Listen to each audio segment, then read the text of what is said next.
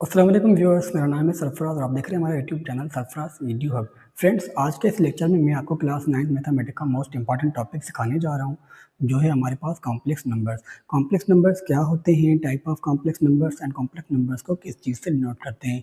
तो आए चलते हैं अपने टॉपिक की तरफ। टॉपिक है हमारा कॉम्प्लेक्स नंबर्स। कॉम्प्लेक्स नंबर्स क्या होते हैं मैं आपको बता दूँ। Sum of real numbers and imaginary numbers. दोस्तों, अगर मैं रियल नंबर्स और इमेजिनरी नंबर्स को एक साथ लिखूँ ना, तो उन नंबर्स को हम कहते हैं कॉम्प्लेक्स नंबर्स। रियल नंबर्स कौन से होते हैं? रियल नंबर्स वो नंबर्स होते हैं sum of rational numbers and irrational number. Rational number students वो होते हैं जिनमें हम दैट 3, 4.5, 0, रेडिकल 3 ETC, यानी कि वो नंबर जिनको हम फ्रैक्शन फॉर्म में लिख सकें, पी अपॉन क्यू फॉर्म में। सर आपने कहा पी अपॉन क्यू फॉर्म में, यहाँ पर जस्ट 3 लिखा हुआ है। तो व्यूअर्स, 3 का मतलब है कि 3 को डिवाइड कर रहा है 1। अगर हम किसी भी नंबर को 1 से डिवाइड करें तो आंसर सेम नंबर ही आता है, तो इसलिए मैंने यहाँ पर 1 नहीं लिखा।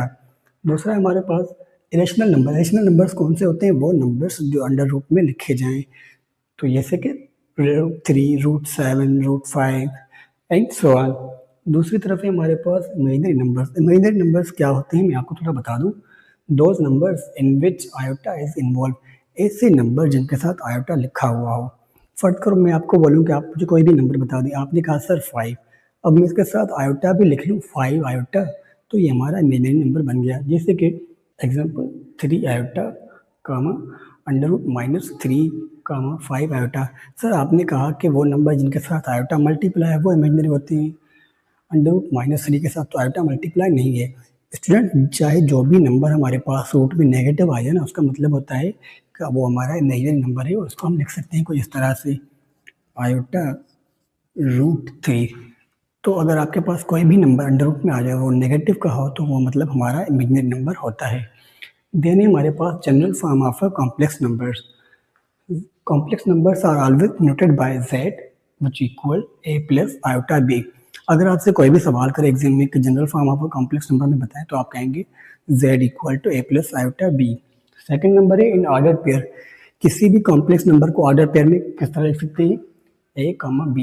जहाँ पर जो हमारा पहला नंबर होता है ना, वो होता है हमारा रियल पार्ट, एंड सेकंड होता है हमारे पास इमेजिनरी पार्ट। एंड सेकंड है हमारे पास where i is the imaginary unit. तो स्टूडेंट्स, अगर आपसे कोई भी टीचर सवाल करे या कहीं एग्जाम में सवाल आ जाए कि what is imaginary unit in complex number, तो आप कहेंगे i is imaginary unit. Complex numbers के टाइप कौन से मैं आपको बता दूं। Pure real number where imaginary part is 0। Students, अगर किसी कॉम्प्लेक्स नंबर्स में हमारे पास इमेजिनरी पार्ट 0 हो जाए, तो वो होता है हमारे पास pure real number. Like that मैं यहाँ पे लिख दूँ